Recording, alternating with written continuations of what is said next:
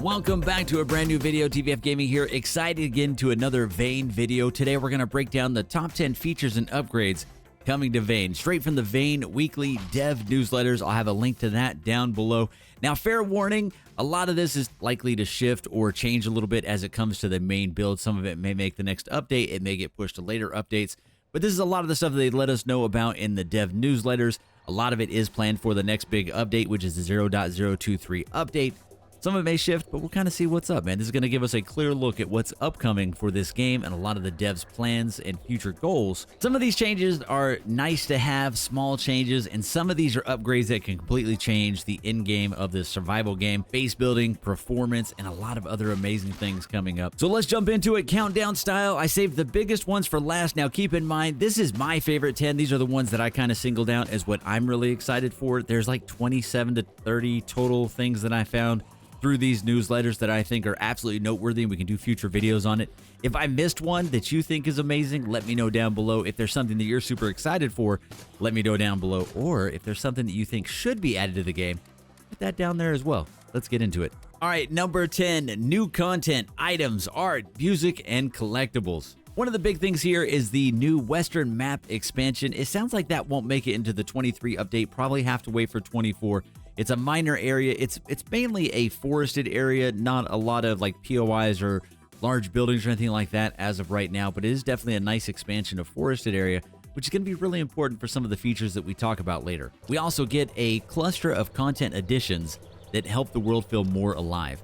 There's new item art incoming, including new stat book art, and the devs also been adding new music, which is tied to different regions or themes. There's also a big collectible system being supported with photos. There's a whole lot of features behind that. I won't get too deep into it, but there's hundreds of different options. It's really going to give exploration a more of a long-term thing as you go around and you try to find a bunch of these collectibles.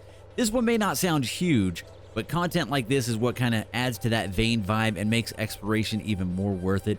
That loot variety is always something that just makes it even more impactful when you're out searching for stuff and you find something you may have not seen before. Number 9, camera and immersion improvements. Number 9 is a small one, but it's one that you're going to obviously feel constantly.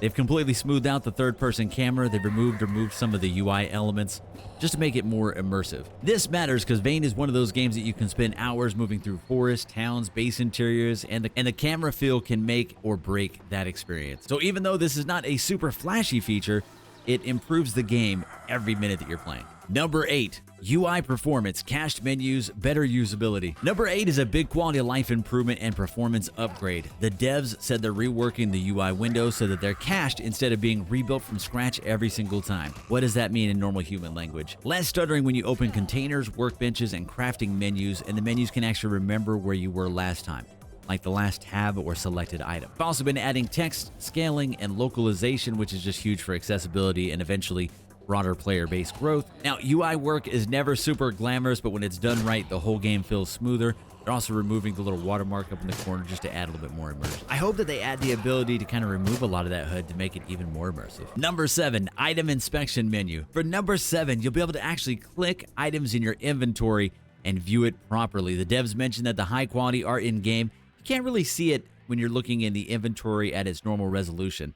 This allows you to kind of zoom in on it, move it around, look at it a little bit clearer. This means that loot feels a lot more meaningful, and it also is a step towards bigger systems later on, like condition, rarity, mods, attachments, stuff like that. It's a small change with big polish impact. Number 6, survival systems matter again. So number 6 is all about hunger, thirst, and medical recovery. Number 6 is actually a huge correction. Hunger and thirst have apparently been bugged for a long time and doing basically nothing. Now, extreme hunger and extreme thirst will actually damage you. This is obviously a major gameplay shift because it makes food, water, and planning matter again, especially if you're planning long expeditions or playing hard survival rules. They've also added a readout in the medical menu showing your overall health recovery amount so you can see if you're actually healing or slowly losing health. This kind of clarity really saves runs. It helps new players understand why they're dying. Of course, since we never die, it won't really help me much, but for others. Number 5, performance and visual overhaul. So number 5 is all about lighting, shadows, landscape, and foliage. This is actually one of the biggest categories, performance and visuals. They're doing serious work on lighting issues, skylight performance, and shadows, which they call one of the most expensive GPU things in-game. They've also fixed landscape rendering. Apparently the landscapes were stuck showing lower res versions. and they tweaked the landscape loading so outdoor rendering is slightly lighter on your GPU. The devs mentioned cutting the number of polygons that your graphics card processes in half when you're outdoors. Plus, continued foliage optimization, which you can really tell when you're moving through forested areas, streaming distance improvements, cloud work, and weather passes. So if you ever said, I love Vane, but I wish it ran smoother, this is probably the part that you're going to really want. Number 4, this one is actually just a personal one. If you guys watched our last season of Vane, you know that we built out on the island, and there was no way to get across the ice. Vehicles used to get stuck on the ice. We had to build that utterly ridiculous bridge all the way across.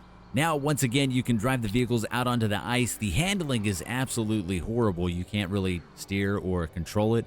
That's kind of intentional. And this way, you can actually still drive across the ice. This opens up a lot more options. Also, later on, apparently they're adding boats, which would really change up the way we did that playthrough as well. And another big thing that they're really adding to this one is the fact that you can now tow vehicles. Now, currently, it's a simple point-and-click thing. You walk to the back of the vehicle and you select Attach. Now, the first and second vehicle are attached to each other, and you can tow that vehicle around and actually run around with a second vehicle. This is going to make bringing vehicles back to the base a lot easier. It means that when you find that amazing vehicle out on the road, you don't have to leave behind your current one. You can bring both of them back home. They've also said that in the future, the mechanics for this will change. This is kind of just a placeholder as they get it into game. Later on, they'll change the way that you attach vehicles or add additional mechanics or tools that you'll need to be able to do that. But for right now, it's just a simple point and click.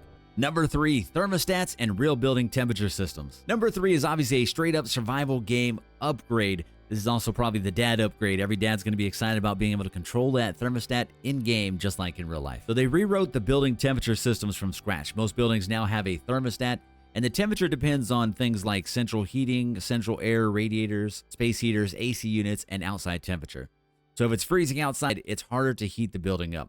If you're trying to cool it down, you need a working AC. This is huge because it moves Vane closer to that real-world simulator feel, where your base isn't just walls, it's got its own ecosystem that you have to maintain. They've also fixed the HVAC-related issues like roof AC not showing up properly, wiring radiators to gas tanks, and more. Number 2, fishing expansion. So number 2 is where we start getting into some of the really big additions that you really need in a great survival game. The fishing expansion and rework is not just cast and weight fishing. They're adding over 100 fish and amphibians with rarities, seasonal preferences, time of day, weather preferences.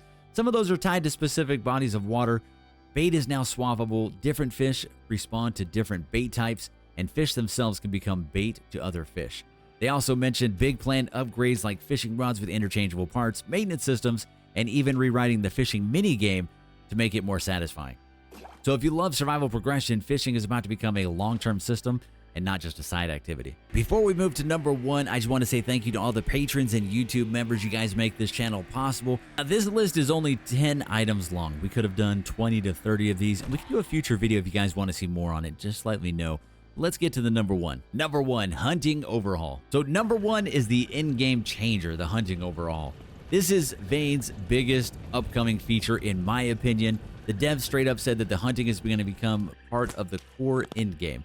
So instead of looting corpses like bags, you'll have multiple actions. Butcher animals for meat and muscle, gut for organs for bait, bloodlet for blood transfusions and blood meal, dismember for bones, skin for future clothing and repair, and armor crafting. Then those results feed into other systems like the bone meal and blood meal for improving planters, faster growth, larger harvesting, seed quality improvements, things like that. They're also positioning this as a long-term direction for the end game. So instead of living in a city and living off of looting, you'll want to transition off-grid and become more self-sustaining, and hunting will be a huge part of that. That's huge because this is the kind of design that keeps a survival game alive for thousands of hours. So that's the top 10 straight from the Vane weekly newsletters, and honestly, it feels like Vane is becoming something really huge. Better performance, deeper survival systems, and more in-game progression. Now I want to hear from you. Which of these are you most hyped for? Is it the hunting overhaul, the fishing rework, or the thermostats? I already know that's the dad's favorite part. Or is it just the game finally running a little smoother? Drop it below in the comments, or let me know something you want to see for future videos. If you want me to do a follow-up video on 11 through 20 or all the other additional things coming to the game according to the dev newsletters, let me know down below. And of course, when update 0.023 does drop, we'll be doing another survival playthrough of this. Make sure you come check that out. Hit like if this helped you, subscribe for more Vane survival, and I'll see you in the next one. Obviously here, we're not pros at surviving, but I'm really good at dying, and I can show you what not to do.